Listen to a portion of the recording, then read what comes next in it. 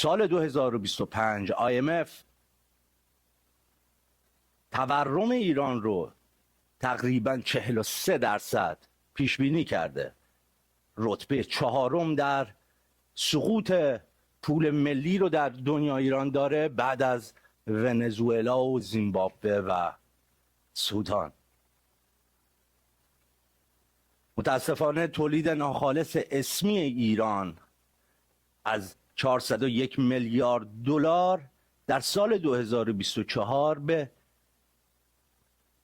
341 میلیارد دلار در سال 2025 نزول کرده.